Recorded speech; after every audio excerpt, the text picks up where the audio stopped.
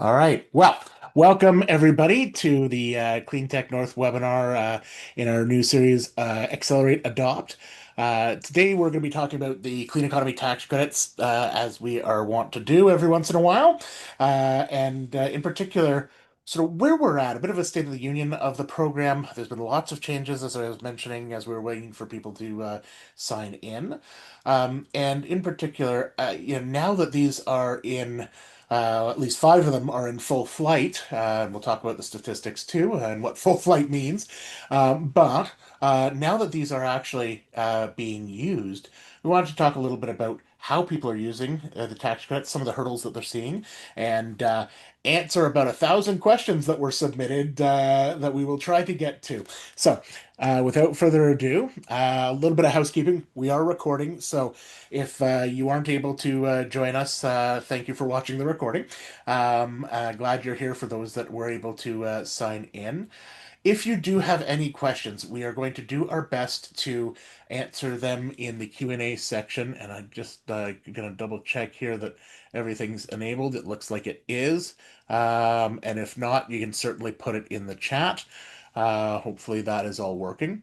Uh, that being said, frankly, we have quite a few questions that were submitted through the form. Thank you. We'll give priority to those. And as I say, we will address as many as possible during the event and at the end of the event content. As I have been doing for a number of years, if you are looking for cash flow solutions, I said I wouldn't talk about Shred too much. This might be the only bit. That's probably a lie. But, Shred, the clean economy tax credits, the manufacturing tax credits, these are all getting to the point, some have been for years, that they are bankable. They can add to the capital stack. They can be financed. They are receivables from the government. So as they accrue, they can potentially be financed. So if you are looking for cash flow solutions, you haven't leveraged your tax credits that you've accrued for last year, or I don't know, maybe you are applying for clean economy tax credits or SHRED that is a few years old, doing an amended filing for capital expenses that happened last year for your SHRED. Any of those situations, as long as you know what the value of that receivable is and it has actually been accrued, then we can look at potentially financing that to help manage the cash flow so that you're not waiting till you receive that actual refund from CRA. So feel free to reach out anytime on any of that. Quick note. I want to say thank you to all of our partners. There's many more than this, but certainly want to thank the City of Toronto, EDC, the Ontario Clean Tech Industry Association, Swan Law for all your HR and hiring law needs, Easley, Canada Clean Tech Alliance, and with my long-suffering friend Paul here, the Open Data Society of Canada. Thank you, Paul Connor, for all your help and for being here with us today. So, today we do have a pretty packed agenda, so I do want to get right into things. So, first off, welcome. And We'll get some opening remarks from Jen-Sion Tan at the City of Toronto and Michelle Cathers at SOFII, which is a great program that can also help augment that financing stack. And then we'll get into the meat of the event with the intrepid Yara and Martha, who are joining me to delve into all the wonderful and wacky corners of the tax credits. So, with that, Jen-Sion, why don't I pass it over to you? Thanks, Brian. Hi, everyone. Nice to meet you guys. This is the first time I'm delivering opening remarks, so forgive me if I stumble a little bit. But nice to meet you guys. My name's Jen-Sion. I'm with the City of Toronto as a Sector Development Officer with the Economic Development Division. Thanks, everyone, for taking your afternoon to join us. And also huge thanks to the CleanTech North team and everyone who've pulled this webinar together. It's really exciting, at least for myself, to see this pulled together and also to learn more. Before starting, I just want to re-emphasize the city's commitment to our net zero goals of Transform TO, that is to hit net zero by 2040.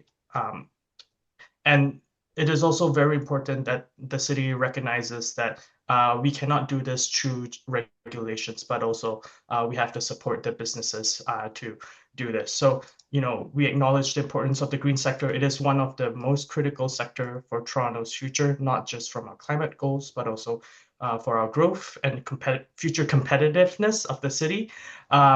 This sector has grown twice the pace of the broader economy in the last 10 years, and we've managed to incubate a lot of great companies here, and we're not expecting any of this to slow down.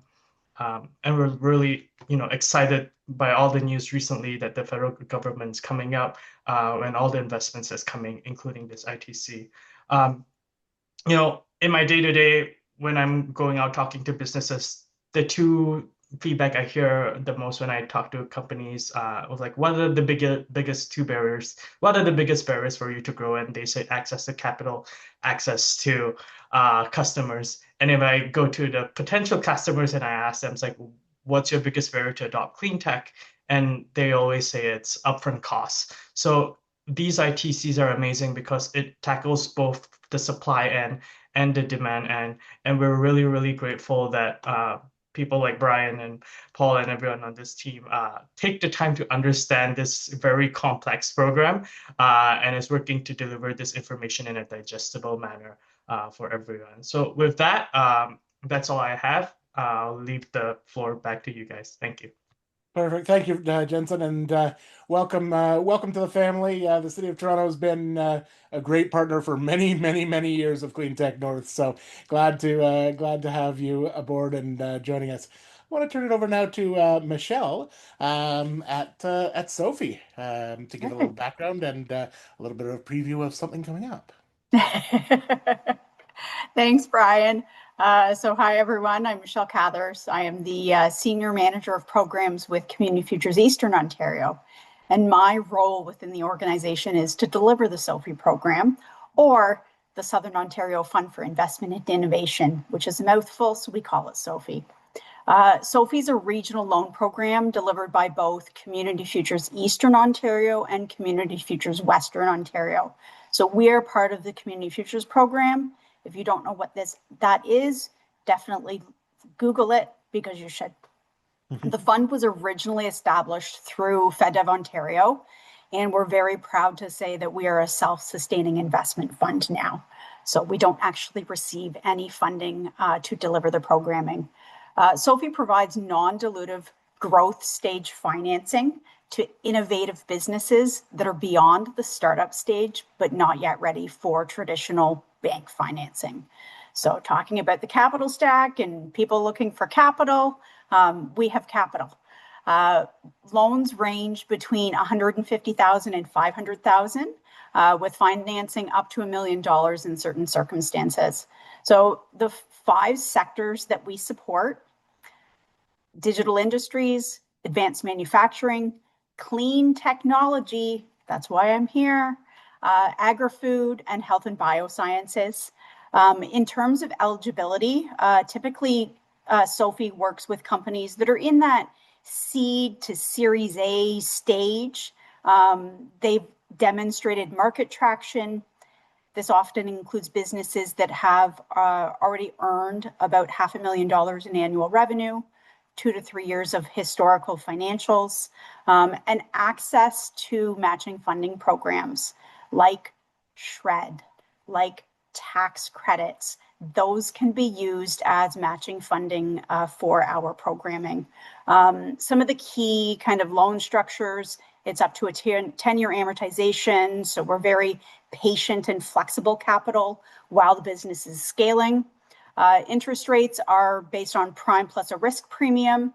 The loans are open and penalty-free for early repayment, so it's a great source of capital for companies that are looking to grow, and you're not locked in for that full amortization period.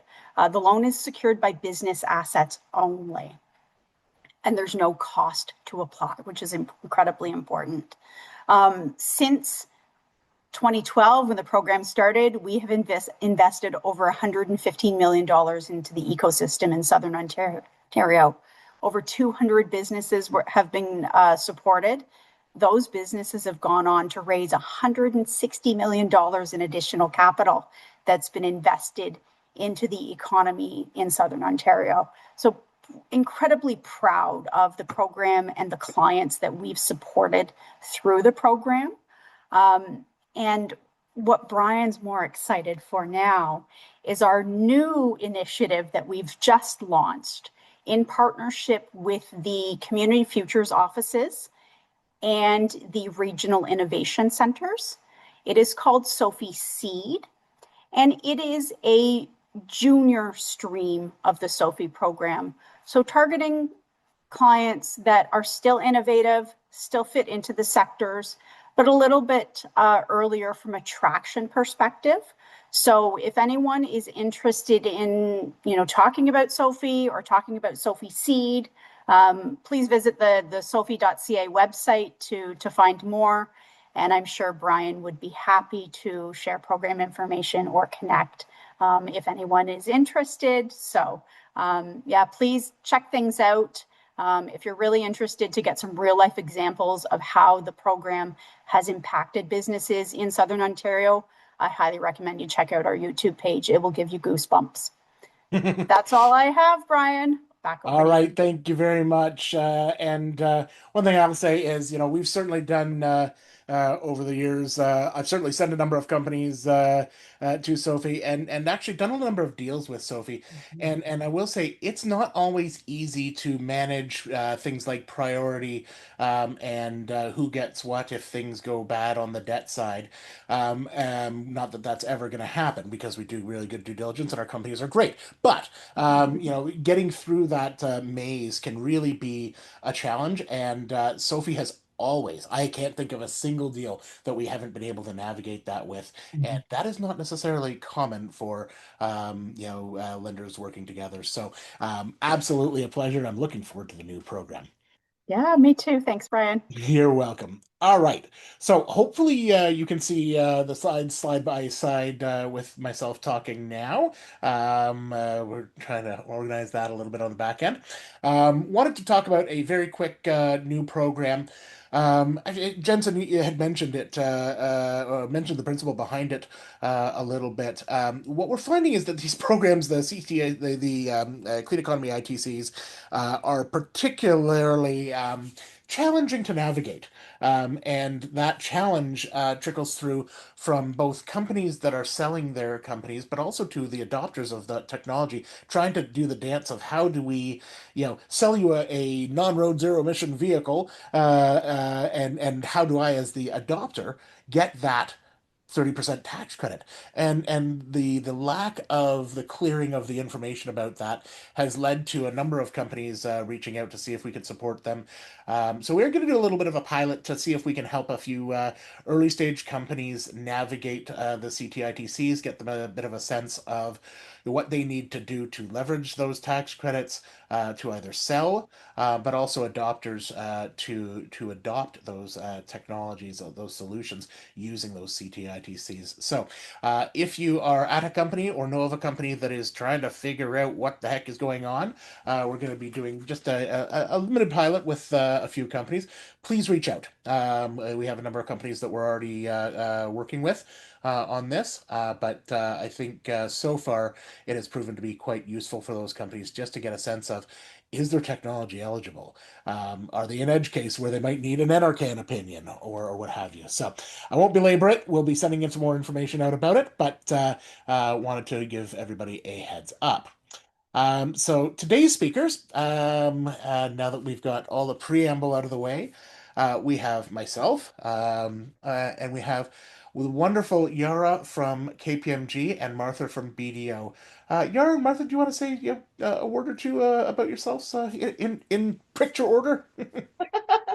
Perfect. Thank you, Brian. And just really quickly, my name is Yara Viola. I'm the National Clean Technology Incentives Leader for KPMG Canada and a tax partner in our Montreal Tax Incentives practice. I met Brian and Marta in our really exciting, I'm having so much fun in this committee with CPA Canada, and we work closely, collectively, all of the firms together to make sure that this new evolving huge opportunities for our clients that we're all keeping the discussion open. As Brian has alluded to, there's a lot of changes, a lot of questions.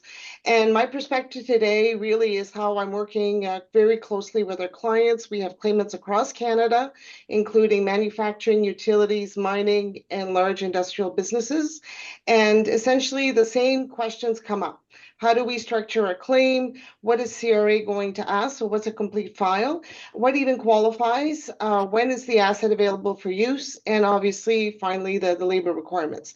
And I guess the biggest thing we have and the biggest recommendations that I think Martha and I will work with you today is just to make sure that these, at least the basic rules, are well understood. If not, reach out earlier in the process so that when you're building your claim, as Brian alluded to initially, access to capital could be very long because the ITCs are after the investment and after your assets are available for use.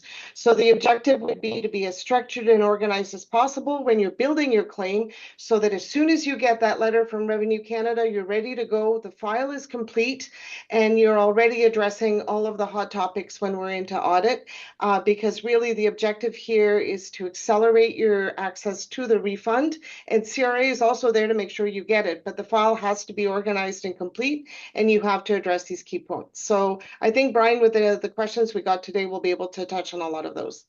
Perfect. And just so everybody knows, you will be getting that letter from CRA. At this point, as far as we know, it is still a 100% audit rate for these Correct. ITCs. And so you definitely will be getting the letter, and the best offense is a good defense. Martha, maybe over to you for a quick intro. For sure. Yeah, great to be here. Thanks again, Brian and CleanTech North, for setting this all up because exactly as Yara mentioned, our whole goal today is just to share this knowledge, get this information out there.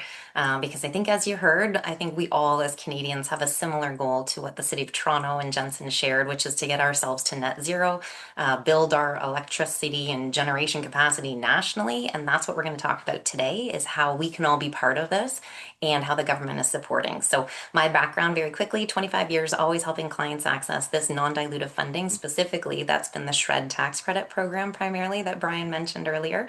But over the last 2 years, I now lead the clean technology tax credit practice here at BDO with my team of dedicated kind of professionals in this space. And as Yara also mentioned, we are having a ton of fun. So this is new legislation. It is what we call kind of a work in progress. So things are changing on the fly, and we'll get into some of what we're seeing both in the field as to how CRA is interpreting this legislation, and then also how we as a committee are suggesting things go forward. So very excited to be here today, and thanks again, Brian, for setting this up. You are most welcome. And yes, you don't necessarily always think of a bunch of folks talking about legislation around tax credits as having a good time. But I will say, the impact that we've already been able to have in terms of reporting back on the way that these are playing out on the street for companies, and the changes that are needed to make that happen more effectively has been really nice to be able to have that impact. So. Without further ado, into the content, and I am just so pleased that this graphic that I think I've been nursing along for about 4 years is mostly green now. Most of these are legislated. We have 5 tax credits legislated.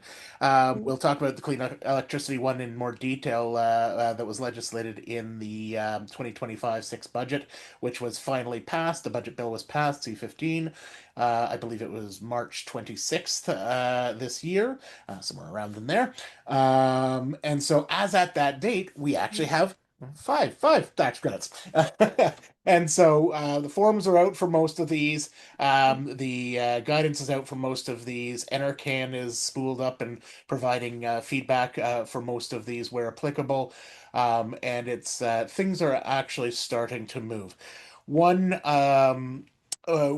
big thing to note is the clean electricity tax credit, or sorry, the EV tax credit.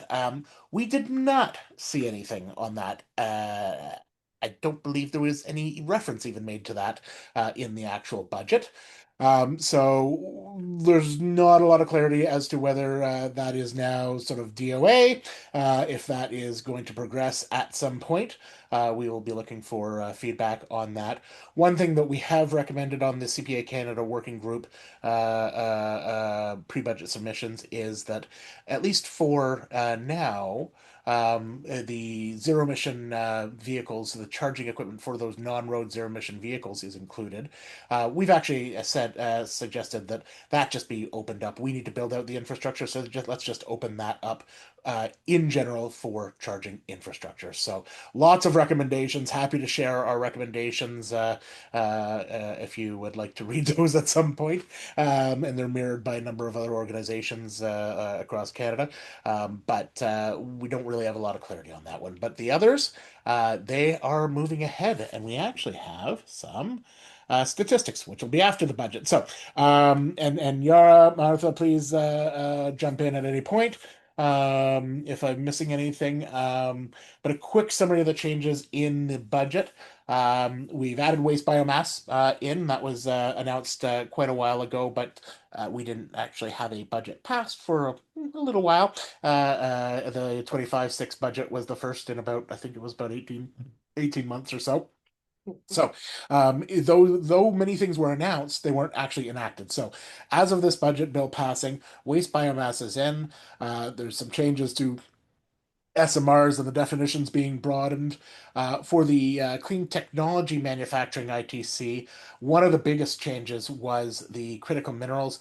I won't list them all, but a number were added as being eligible. So if you are pulling antimony out of the ground or what have you, it is now equivalent to lithium in terms of making you that operation eligible for the clean technology manufacturing tax credit, which is actually quite generous, that tax credit.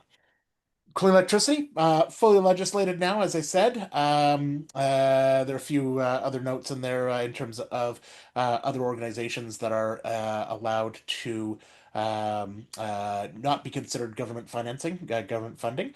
So things like Canada Growth Fund is not considered officially now not considered government support, so it won't reduce those tax credits. Also, we had a couple of other changes. The CCUS ITC was extended, and the Clean Hydrogen ITC, methane pyrolysis, was added to that as an eligible pathway. Martha, Yara, anything I'm forgetting? No, that's you're up to date, Brian. Okay. Actually, one last thing. The labor requirements are still in effect. There's a little note on this. There are discussions. Those labor requirements have proven particularly challenging to administer. So lots of edge cases that maybe we'll get into a little bit into the webinar. But both just from a compliance perspective, auditing a 7 million person hour project to make sure that Bob, Tom, and Sally all got paid at the prevailing wage, saw a sign saying that they needed to be and had the right ratio of red seal trade workers to apprentices has become very, very difficult to manage.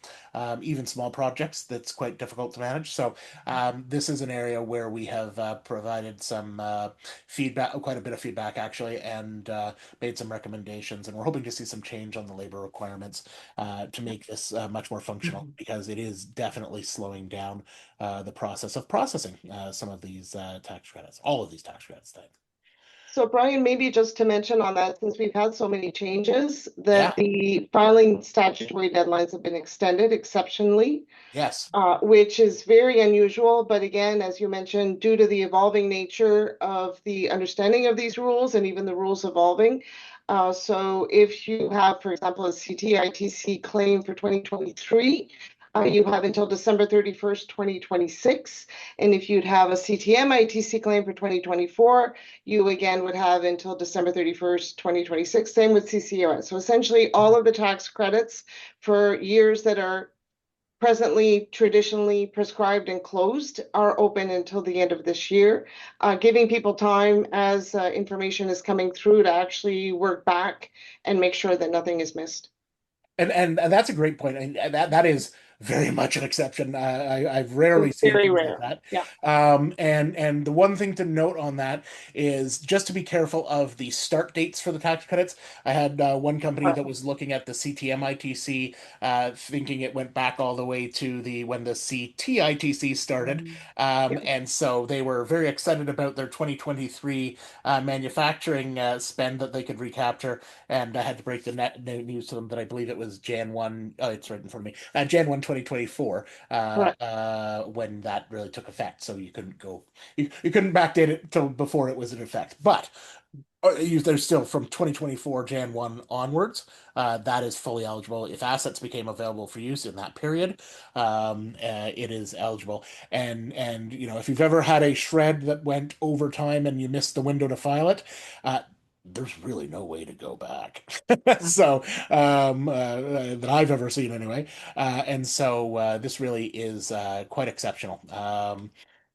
But I mean, you'll see some of that actually played out in some of these statistics. So there's a larger infographic if you want to scan the weird QR code there. Feel free. But we did get a statistics package. Now, this is the first statistics package for this whole suite of tax credits. And we've got to be fair to CRA, frankly. It's the top end of the funnel. This is the first time they've been getting claims.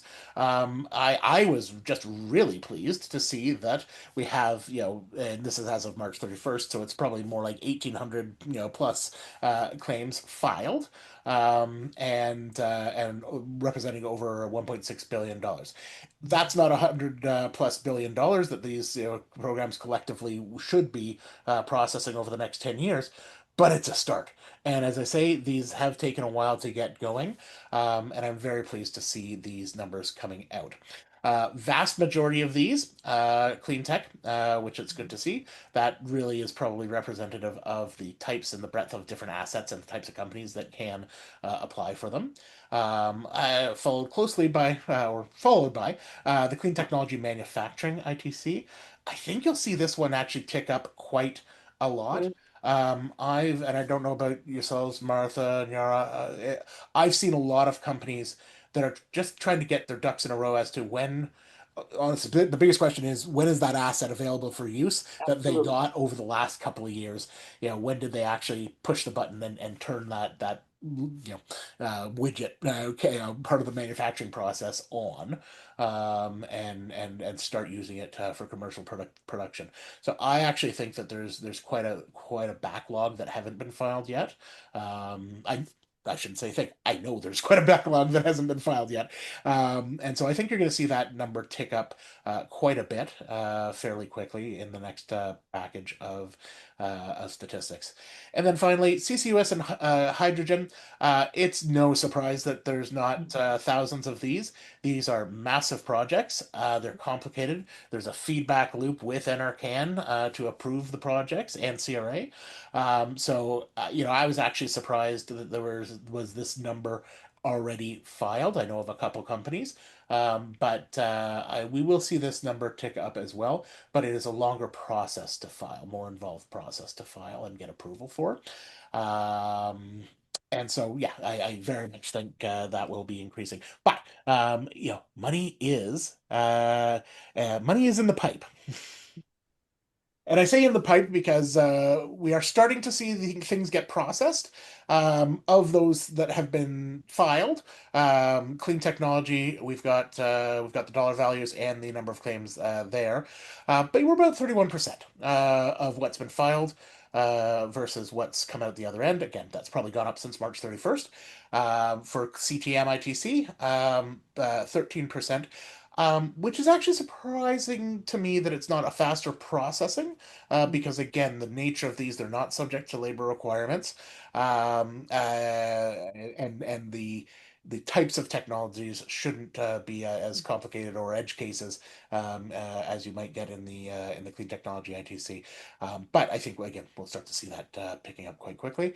And then again, I'm actually surprised to see 20% processed on the CCUS and the hydrogen ITC. So money is going out the door. We have about 1.23 billion that's gone out for the CTITC, which is great. I mean, this is exactly what we want, and I suspect we're going to be seeing those statistics tick up rather quickly over the next over this year. Martha, any comments on any of this? Yeah. So if we just kind of hone in on the clean technology program, because that is where we tend to see a lot of adoption for new technologies. I think what we're seeing in the field, and Yara, I'd love what your thoughts on this are as well, but is a lot of education on both the claimant side as well as on the CRA side. So as CRA is receiving this vast amount of claims, each claim is obviously unique, and many times it is the first time that these types of technologies are being tested. And so on the CRA side, what they have to do, and that's how we really help our clients, and I think what Brian can speak to on eligibility and technology, is to frame out how that technical use case meets their legislation. And the reason why we kind of have to make that connection for CRA is because unfortunately they're working with an NRCan guidance that is very, very old. So it is backdated to 2019 was the last time that this guide was issued. So unfortunately, that's the year of technology that we have to reference everything to be eligible under those former criteria. So we were quite hopeful that we were going to get, I had heard murmurs that we were going to get a new NRCan guidance document issued for 2025. That obviously didn't happen because here we are well into 26 and still relying on this 2019 guidance. So I would say that's one of the main things that I see both CRA and our clients kind of struggle with is marrying up today's technology to 2019 guidance. But the other thing that I do see also on the clean technology side is structuring of some of these larger, maybe more construction or development, real estate type projects, perhaps where we have incredibly large solar installations. And sometimes these projects are not set up in corporations. And this program, the Clean Technology Tax Credit specifically, was designed for taxable Canadian corporations as clients. And that's also slowing us down on the processing. So these are very, very large, wonderful, electricity generating projects for our communities. But just the structure that they were set up within is also limiting our clients' access to some of these tax credits. So those are the types of issues that I've seen kind of slow down that audit process. Unfortunately, right now, I would say we're about 10 to 11 months from when a client submits their clean technology tax credit claim, and that goes in with your tax return, so with your year-end corporate filing. We're seeing about 10 months later, CRA will pick up the phone and give us a call and say, hey, we're ready to have a review. And then that review is taking anywhere between 2 to 4 months to resolve. So it is a very long process that Brian alluded to earlier. We're waiting. So again, these projects were put in the ground. Then you have to wait for your fiscal year end to pass. Then you have to wait for your corporate tax return to go in. And then you're waiting roughly another year for that receipt of funds. So, and those funds would be issued on your notice of assessment of your corporate tax return. So it is quite a very lengthy process. And so the one thing that I would just suggest, and Yara mentioned the wonderful odd announcement that we're now able to backfile a lot of these 23 claims. So I would just say put your corporate tax return in, and then you can amend for these credits, because oftentimes, like if you need your notice of assessment for either financing or some other project purpose, some of our clients just can't wait for their NOA for a year. So lots of things there, but that's kind of what I'm seeing in the audit space right now. And that timeline is exactly why that financing of those ITCs Mhm. could be a lifesaver for these projects. I mean, at potentially 30% of the capital cost Yeah. of these of a solar farm or a battery farm or what have you. I mean, that's a big chunk of the cost that waiting 2 years could Yeah. get very costly to wait for. So financing those. Yara, any thoughts before we dive into some of the questions? No, I would say I completely agree with what Martha's saying. So, I think when you're going to be undertaking significant projects, as Martha alluded to, so if we're looking at wind farms, solar farms, those type of things, be mindful of your corporate structure. Step one, if it's poorly structured, your tax credit could be zero, and this is all a moot point. So step one, get that organized. And then just as I mentioned initially, make sure that your real-time transactional structure is aligned so that you can do this, in line with the requirements. Again, we don't want to waste time. Martha said 2 years, year and a half, by the time we actually are able to get our tax credits. So we want to be ready. It's 100% audit rate right now, so we have to be ready. So I would say that's the first thing. And again, this is a very, you'll know well in advance it's 100% audit rate. So the idea is to be ready. The second thing is it's a very evolving legislation again. Brian mentioned the changes already that have been announced on the prior federal budget. There's been a lot of consultations with the public and new representations in light of, in advance of the new budget that's going to be coming up, hopefully in the fall of 2026, where we have a lot of additional asks because it's evolving technologies, because the list that Martha alluded to is dating back to 2019. So the idea would be to bring in some flexibility in the system and to be cognizant that we're dealing with new evolving and cutting edge technologies. And the idea is to be as inclusive as possible to meet, essentially the policy objectives in this case. So just because an asset or an ask wasn't available last year or even 6 months ago, doesn't mean that it won't be based on the next federal budget. So I think it's really, really essential in this case, prior to you doing your investments, to be knowledgeable on this, because the funding is extremely generous, extremely significant, and merits the the rigorous setup initially, just to make sure that we're up to date on all of that. Yeah, and we will always continue to have sessions like this on the updates of Absolutely. all those technologies and everything else. One thing in terms of timelines, since we're discussing them, the NRCan opinion process is something that one can seek for the CT ITC if you're not sure if your technology fits or where the tax credit eligible capital might end and other uneligible capital might begin. See a lot of that with heat pumps. Is the ducting included? Is the heat pump included? The answer is usually the heat pump, not the ducting, but it depends on each situation.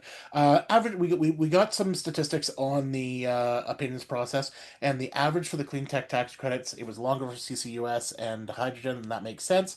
But it was about 30 days or less. So that's actually a great turnaround time.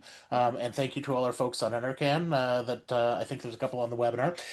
Thank you for the hard work on that, because that really does add some clarity when you're going in. It's not binding on CRA. We've talked about that before, but it really helps give CRA some clarity on where the margins of the tax credit are, so that you're going in with a little more confidence, a little bit more de-risked when we're going.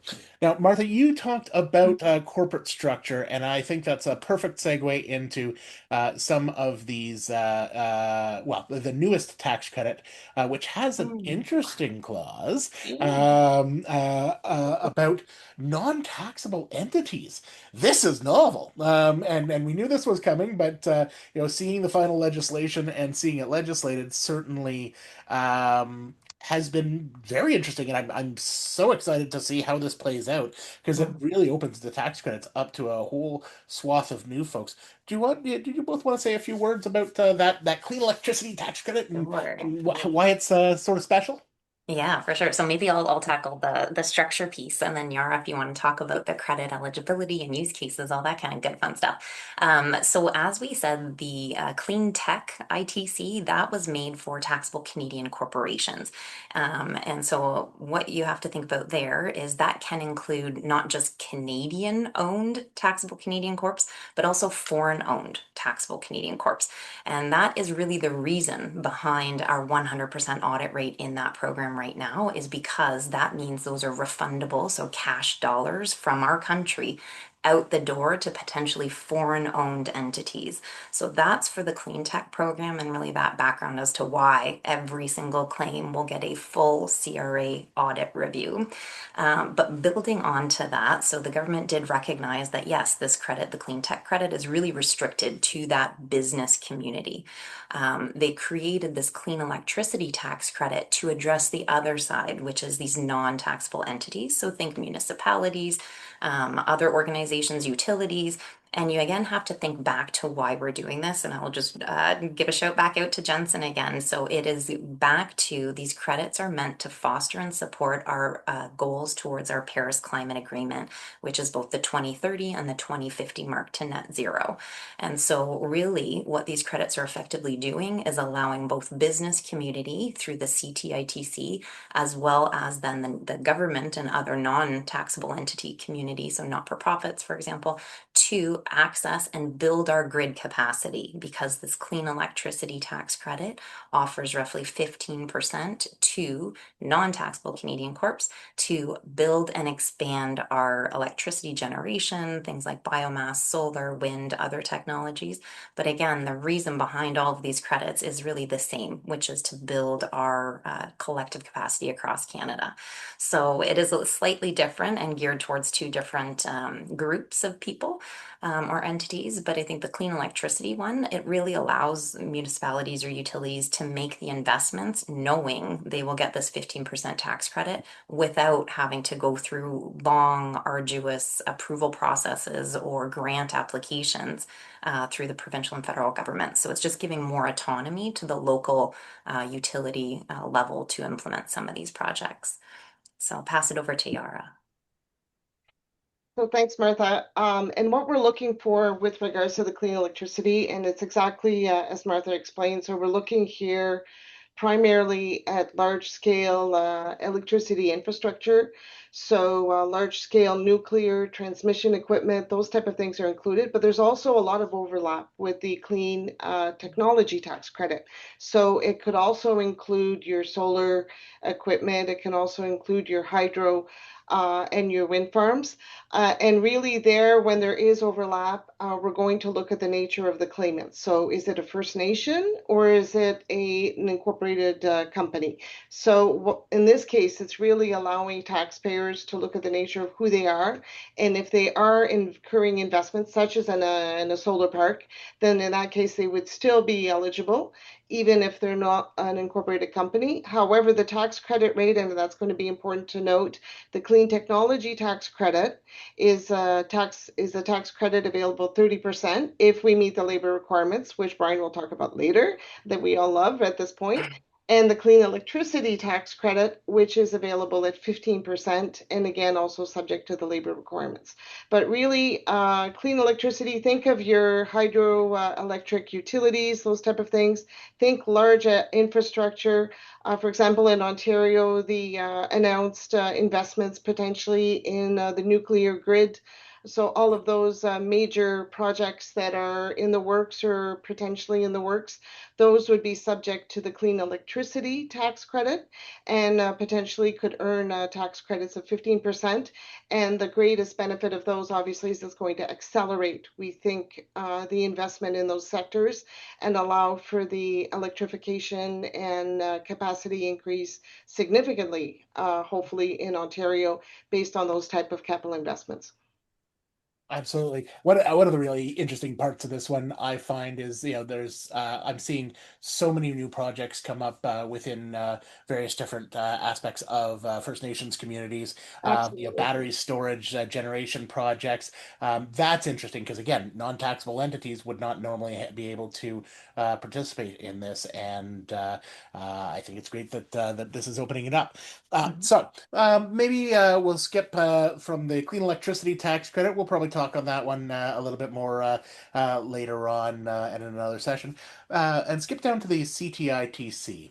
And this question came in over the forums, basically asking, in our experience from the things that we've seen so far, what have been the most common assets that people absolutely think are in and assume are in and find out that they might not be in? And what do people think might be out that should be in, that is actually in? So both sides.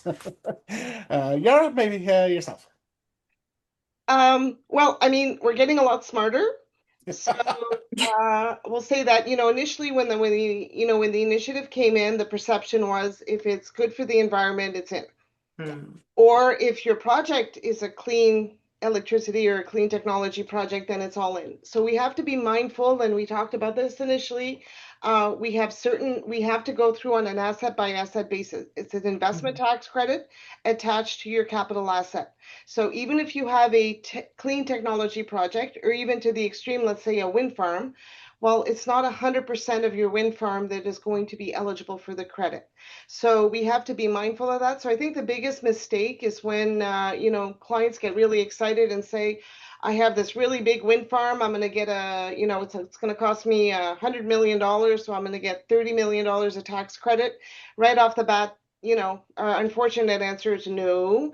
There should be a good portion of that that's eligible, but we actually have to break out the assets, see what's in there, and essentially position them to make sure that we qualify. So I would say from my end, that would be the biggest misconception, that initially that was what we're seeing, and it's still a concern. Just because I have a large project that's a really fantastic project doesn't mean that it's all going to qualify. And I'll just throw that out there, your Tesla doesn't qualify for the tax credit. That's something that we would have seen initially too. So those are kind of the things that we see from on our end. Martha?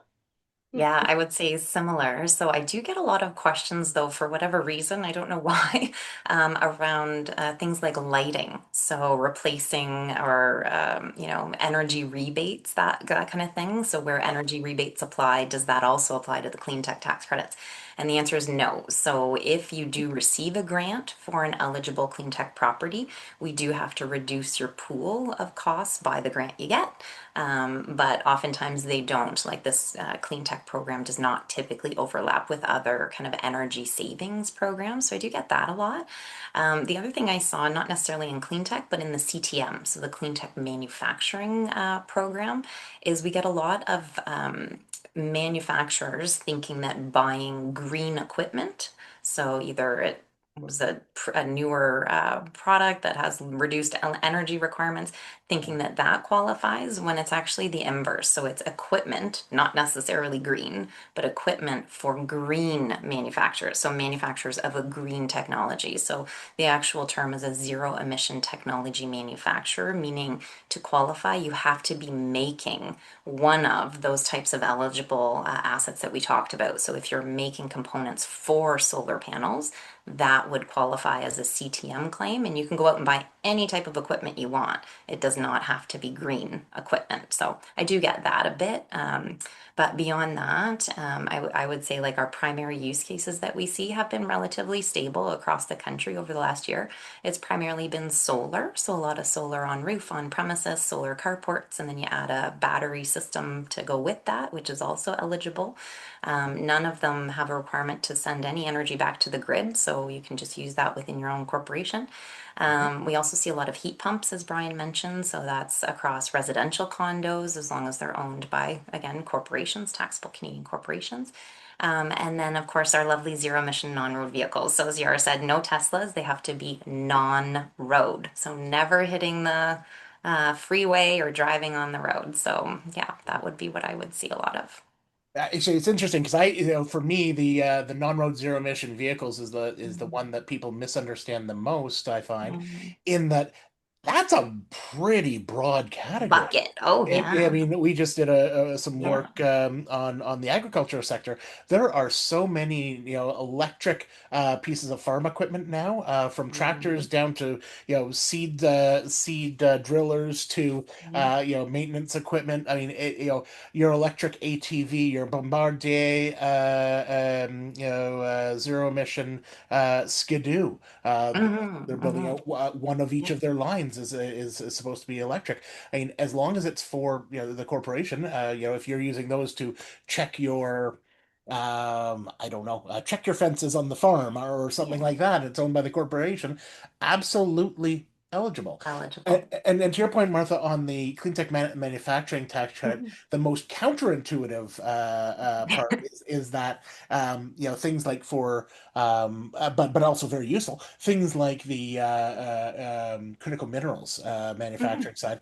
You know, it's not necessarily intuitive that that the rock trucks, for Pressure. example, Yeah. or the crusher, Mhm. that equipment that might very well be diesel would be Yes, potentially eligible because it's manufacturing those critical exactly. minerals. Ideally, it'd be nice to see those things become electric, and Electrified. they are Yeah. coming. We do have electric road graders and a number of different options for that. So it'd be nice if those Mhm. ones were sold. But yeah, no, if it's for the Mhm. manufacturing side, it's open.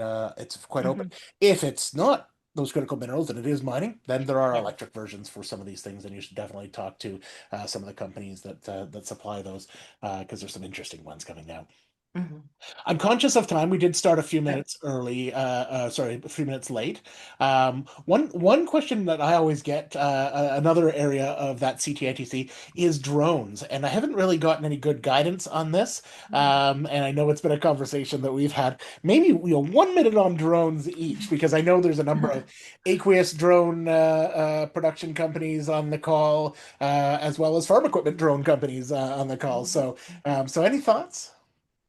So I'll probably pass this one to Yara. I have not actually researched a ton into drones. Yeah. I can tell you, like, my concern would be it really centers around the Income Tax Act definition of a vehicle. Yeah. And so when we kind of go down the rabbit hole of zero, what makes up a zero emission non-road vehicle, you really end up down at the definition of vehicle. So things like vessels qualify, things on rails qualify, tires, obviously, like wheels, etc., tracks, skid steers, all that kind of thing. But I have not yet encountered an aerial use case. So, Yara, what are your thoughts? So if you look at the legislation on that, but see, Brian, I think we go back to right at the beginning of the conversation. This is evolving. Right now, Yeah. we're dealing with a static list, and we really have to try to hopefully come up with and I think the assistance of NRCan on this would be phenomenal, because essentially, if you look at the legislation, it's pretty much a square box, right? Like it's saying, it seems to be intended for, as Martha said, more of a traditional on-road vehicle. But to your point, a drone that is meeting all of the EV requirements, that is for commercial purposes, is definitely something that it would be interesting to have an interpretive guidance on. Yes. And I would say at this point, if you are interested in filing something like that, I would highly recommend documentation is going to be key. Mhm. And perhaps until the position is confirmed, maybe not book the receivable in your accounting at this point. Yeah. Yeah. But the idea that we've seen, and it's not to throw anything out there, but it is very evolving. So the Yeah. idea is to have this dialogue, this discussion, and to discuss the new technologies that are being used by essentially the business Mhm. community in this Yeah. case. I think drones is a fantastic example. It's the same equivalent in my mind as a skidoo and a four-wheeler that is used for commercial purposes, and we should have this discussion. But that being said, be mindful that again, documentation is going to be key. And if some kind of guidance or something formally, that would be a great one to send to NRCan. So sorry for the participants of NRCan that are there, but we would love an answer. But Yeah. those are the types of dialogues that this is not, and this is why I think we're having so much fun with this, in all frankness, Mhm. Yeah. because what's in tomorrow may not be in today, and it's going to be this dialogue and this collaboration amongst all the parties to make sure that we hopefully get it right in the end. So I love your example of the drone. I think that's thinking towards the use of the future, and I think it's at this point for me, it's not black and white. I think it's something that needs to be reviewed. Yep, I absolutely agree. Speaking of reviews, I'm going to throw Forklifts out there for about 2 minutes. And what are some of the things that we've seen with Forklifts in reviews, perhaps? Oh, Martha. Yeah, it's a fun time to go buy a forklift. So what we've seen a couple of different interpretations, I would say, so far from Siri on this. When you buy a forklift, obviously it's electrified, meaning it has a battery included in it, and that battery needs to be charged. In addition to that, forklifts, as everyone probably knows, often come with different attachments, whether that's buckets or forks or what have you.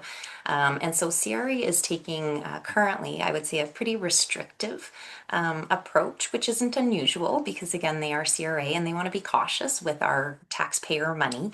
So I think, again, everything is coming from a good intention place, but the problem is business practice. And so when our clients receive these forklifts, they're really only operational, useful, functional to them if they come with a battery, a charger, and additional buckets or forks or things to make it useful. One of the criteria of this program, as everyone knows, is that the capital assets must become what we say available for use. So it has to be actively energized and ability to turn on. Again, that is a fabulous requirement of this program because that means that we're not paying for work in progress over many years. We're not paying for projects that are never completed, right? Like solar that then just sits wide open for a year. But in order for a forklift to be available for use, it has to have the battery charged. And so this is where we're in that kind of back and forth gray zone because from CRA and the Income Tax Act perspective, they are suggesting that it would be in a separate capital asset class. And Yara mentioned this right at the start, that these credits are a function of our taxable, of our capital asset classes that we're picking up. So you've got to really fit your tech into one of those classes. And there is a gray zone where CRA is making the determination to take it out. So we are in discussions, I would say, characterize them as discussions right now with CRA on this exact topic, both within my practice, but then also at our CPA Canada Working Group Committee. And so that committee has been advocating for clients coast to coast. So it's completely agnostic of any of our firms or companies. And really our entire goal is to make these credits more useful for Canadian business. That is the end goal. And so we are championing that the batteries, the chargers, as well as potentially forks buckets are inclusive within that capital asset cost.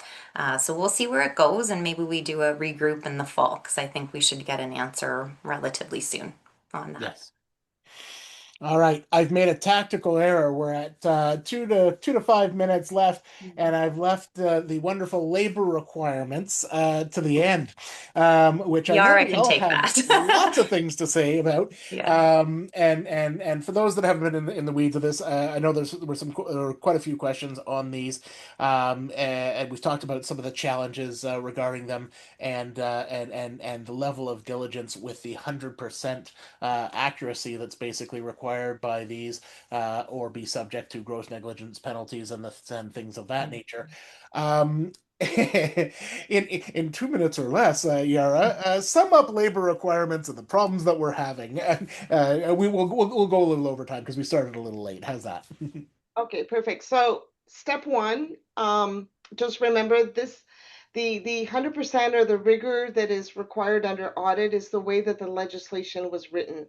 So even if CRA is in agreement that they're trying to be reasonable and collaborative, and they are, but the labor requirements were essentially written as an all or nothing. So it's a very restrictive policy, and this is definitely something that our working group at CPA Canada is diligently trying to alleviate or make something a little more reasonable with regards to those requirements. But for the time being, we have to live with what we have. So just be cognizant that they are important. We cannot ignore them. And if you are the owner of an asset and you're subcontracting to an EPC or to someone else doing the installation and everything, you can't just wash your hands of it and say in your contract that there is a clause saying that my contractor is 100% responsible and that means I've done my job. Because there is a reasonable effort criteria, which means you have to be aware, you have to be cognizant, you have to follow them up, you have to have a process. So, on the smaller installations, installations, normally this can be addressed in your contract. So if you're installing solar panels in a specific site, for example, or a thermal pump unit or something like that. But if it's a substantial project, you absolutely need to address these at the get-go with the onset of the project before you start your installation of your asset. And you really have to have some sort of process in place. Brian, you mentioned in your questions what we're seeing a lot of. Really, we're getting into the weeds a lot of times when we're looking at this, and the initial information request is asking for all of the data. So again, the biggest concern or issue that we're having in the larger projects is just the whole coordination with your contractors. And you had mentioned that, Brian, the concern with the contractor employee payroll data. How are we going to manage that? Do we have access? Who's going to have access? So again, it's a big data coordination accumulation effort. That's all it is. Like, I don't want to minimize it because we have to be organized and ready. So if you have a rigorous process from the onset, and we work a lot with our clients on this, and again, nobody's very excited when I bring this up, but for now, it is what it is. So the idea is to have a rigorous process in place. And as long as that process is followed on a monthly basis, it's going to be okay. You're going to be able to demonstrate reasonable effort with the CRA, and you should be able to have no problems. One issue we are seeing, though, Brian, is on the financing side. If you do not have this labor requirement process in play, what we see a lot with individuals such as yourselves that are financing the credits is that there's this additional risk that is added to the qualification of the tax credits. Absolutely. And in this case, the entity that is looking for the financing may lose 10% right off the bat on the financing side because they're not able to demonstrate or de-risk that they're going to be able to address the labor requirements. So again, there's a lot of really good reasons to get this process in place. Take them seriously, be aware of them. And again, it's just a big data accumulation process at this point, but we do need to take it very seriously, especially if you're looking initially for bridge financing, step one. And at the back end, when you're trying again to resolve the audit quickly, if everything's set up, you had a good process, the labor requirements audit should not reduce or have a problem with your claim, and also slow down on access to the refund. So for now, on the audit side, probably your biggest risk element, even before the qualification of the assets, Yes. is the labor requirements at this point. Yeah, no, I would absolutely agree with that, and it is a big risk for lenders. You can't overlend. If you lend at 30% tax rate and you're only getting 20, that puts everybody in a bad situation, and so it really is causing a problem with the bankability. We want to lend against these tax credits. We want to help with the cash flow, but you're taking significant amounts of those tax credits off the table just because there's too much risk there of getting to that nth mile. And the example I use with folks that have been in technology for a while that have ever gone through a shred audit. Said I wouldn't talk about shred too much. This will be the only last bit. But if you've ever been through a shred audit and you've had to, substantiate the hours of everybody that has been claimed, think of it as that plus about 15 other levels of compliance.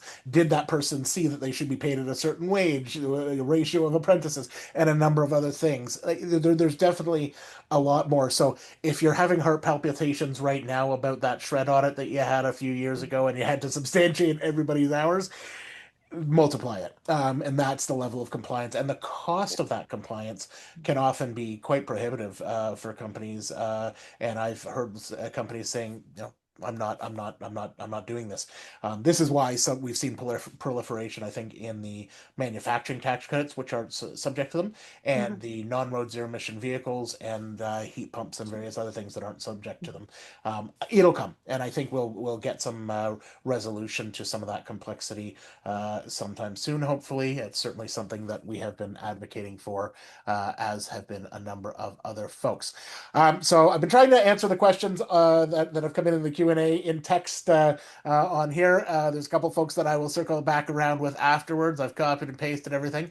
But in closing, just a rapid fire.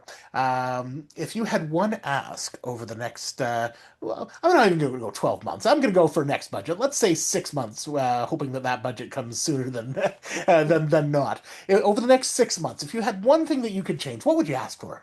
Yeah, Marla? So there is in the legislation right now, so it's section 12745 sub 19. That section of the Income Tax Act actually states the intent of this legislation, which is also new. So typically tax credits will speak about the intent of what they're trying to do in the guidance that CRA puts out. This intention is actually legislated, and what it states is that this entire suite of tax credits, the intention is to accelerate the adoption and operation of clean tech property in Canada. And so my wish would be that both CRA on the administration side, as well as our NRCan guidance, catch up to that intention. Because what I'm seeing still in audit is CRA being very, very restrictive, and I would hope that they provide much more leeway. But I think they are handcuffed by the NRCan guidance that they're working with. So that would be my wish, is that we get an updated technology guide, either that or, and I know we don't have time, Brian, we go with what I think you were presenting at our CPA Canada working group last session around the definition of clean technology and looking to really just expand the definition as opposed to here's specific technology A, B, C, D, etc. Let's maybe get away from a list and go to just an expansive intention of the program. And I won't steal it. I'll attribute that to a certain extent to Eric St. Pierre, MP Eric St. Pierre in Montreal there, who has been speaking about that and has certainly had a long time in the clean technology ecosystem. Yada. I would say ideally, and I think it's the same kind of direction that Martha's going, start looking at applying, like we do with SR&ED audits, I'm mentioning it too, apply risk profiles. So right now we're subject to 100% audit rate. So it's adding huge pressure to the audit team that's looking at this on the CRA side, but it's also delaying exponentially the processing of the files. And again, Martha mentioned this with where you look at legislative intent and protection to the taxpayers here, the expenditures have been done, the assets are available for use by the time that the claimant can even claim the credit. So can we make sure that by the time we file it with the tax return, that we're not adding an extra year, year and a half, 2 years to the timeline, and to start adding risk management into the selection of the audit, or even limiting perhaps the scope of the audit and not look at 100% of the audit with regards to this. So I would really appreciate if we could start de-risking some of these audits to start getting something, because you mentioned the percentages that are still in processing. It's still very, very significant, Brian. So how can we get out of that so that we can start moving ahead? Yeah, absolutely. And I mean the nice thing is, and this has really just evolved over the last, I'd say, 2 or 3 years. There is a very good ongoing discussion with various different levels of CRA, NRCan, and finance. So these conversations are happening. The pre-budget submissions, the static submissions are one thing, but the discussions are happening about how are these things working on the ground? How do we get these mission critical tax credits deployed and the technologies deployed so that I am not, as I said last week, Martha, tasting the map of the fire smoke map as much and breathing in half of the Northern Ontario forests. There's some urgency to this, and I think that is not lost. So you know what? I think that is a great place to leave off. We're a few minutes over time. Thank you for all that have stuck with us. Thank you, Martha. Thank you, Yara. Thank you, Jensen. Thank you, Michelle. And of course, Paul Connor for helping make sure everything's running smoothly in the background. For anybody that has got questions or comments, David, I saw a couple of yours, David Katz, in the background. I will circle back around afterwards. And we will likely be having another session similar to this, showcasing some companies as well in the coming months. So thank you very much. And yeah, looking forward to the next session. Bye-bye. Thanks, Brian.